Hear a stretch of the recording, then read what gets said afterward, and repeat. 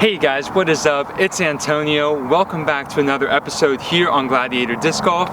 Today, we're focusing on the forehand throw and one specific aspect, the flick of the wrist.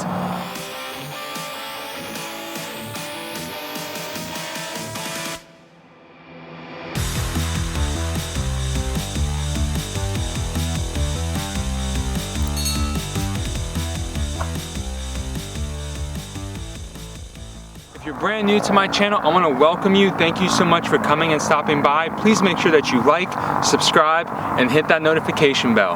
And don't forget guys, use discount code GLADIATORDG at otbdiscs.com for free shipping on all your purchases.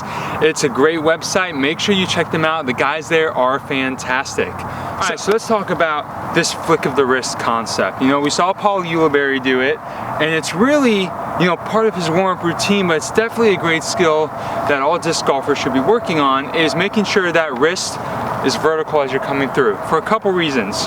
If I have this disc here and I'm throwing with my wrist this way, okay, I'm going to be more prone to throwing it nose up because I'm going to be losing that range of motion and keeping that palm up as you follow through. Your hand is just going to lose power and you're going to be overexerting on your elbow, on your shoulder, and on your elbow, you're going to be coming up and throwing up. Whereas, if you position it to where your wrist is like this, alright, with significantly more range of motion, the disc is going to be flat the whole time and you can come through.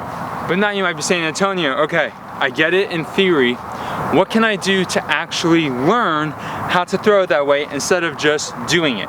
Well, the one thing that I'm going to recommend is that you do a standstill forehand throw and you don't reach back whatsoever. All right, you really, first off, shouldn't be reaching this far back on your forehand. That's just over-exaggeration here. But what I want you to do is, like we talked about in my how to throw a forehand video, which you should check out after this one, is just keep it kind of tucked into your side here, not into your body, but really close to your body. And what I want you to do is just practice throwing this way, all right?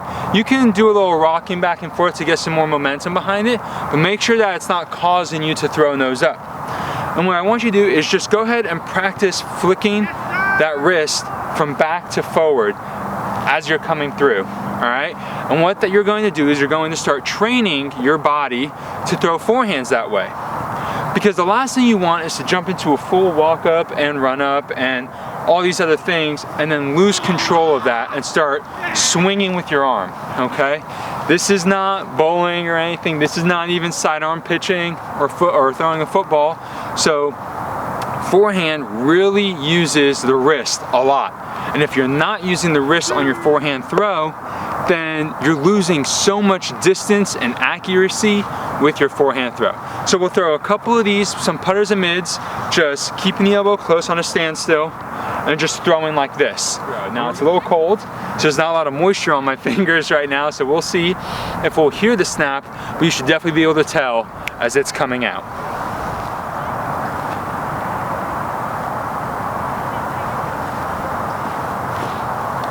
Pin straight, 225 feet.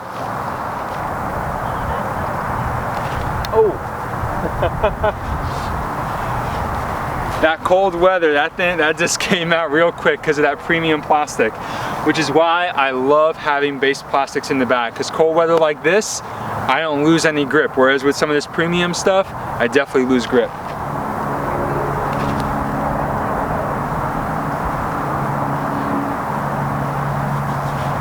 Super overstable hybrid mid-range driver, a 6-speed, 4 fade on that disc. That thing almost went 250 feet from a standstill forehand just by using the wrist, okay?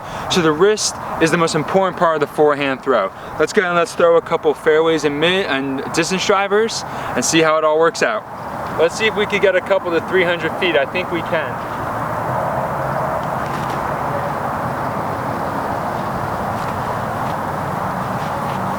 We got a left to right wind here, so it's definitely making everything fade. Let's adjust to that. That fourth and final cone is 300 feet.